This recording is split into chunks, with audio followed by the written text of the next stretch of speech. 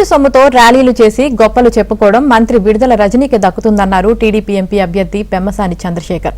గుంటూరు నగరంలోని 20వ డివిజన్లో టీడీపీ నేతల ఆత్మీయ సమావేశంలో ఆయన పాల్గొన్నారు.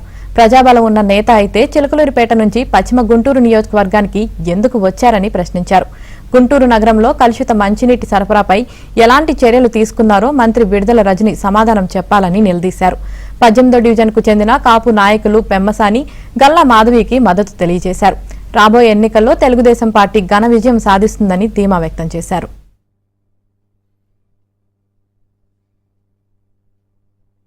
ట్రాక్టర్లు చూసారా మీరు? ఆ ట్రాక్టర్లు ఎట్లా ఎక్కిచ్చారో వాళ్ళని. ఆ ట్రాక్టర్లు ఎలా ఎక్కిచ్చారంటే ఒక మనుషుల్లాగా కాకుండా ఇట్లా పెట్టి వాళ్ళకి పాపం పేదవాళ్ళ బలహీనతల్ని డబ్బులు ఎక్కిచ్చి అట్లా తీసుకెళ్ళి 50 అడుగులకు ఒకటేదో గజమాలంట.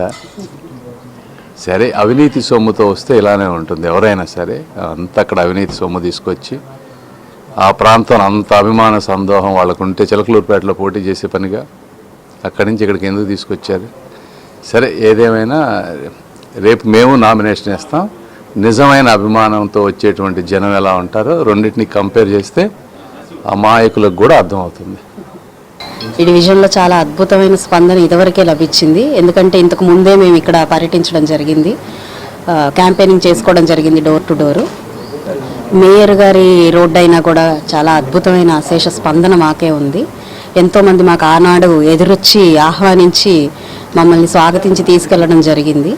ప్రతి ఇంటింటికి తిరిగిన పరిస్థితి అప్పుడు కూడా ప్రతి ఒక్కరు కూడా మేము కూడా ఎదురు చూస్తున్నామమ్మా, ఎప్పుడెప్పుడు మనం వైసీపీ ప్రభుత్వాన్ని పంపించేయాలి, మన కూటమి ఎప్పుడు గెలుస్తుందని ఎదురు చూస్తూ ఉన్నాము, మీ రాక్కే ఎదురు చూస్తున్నాము అని చెప్పడం జరిగింది ఆనాడే. ఈరోజు ప్రజలు కొత్తగా చెప్పబోయేదేం లేదు. వారి ఎదురు చూపులన్నీ కూడా మా ప్రభుత్వం గురించి.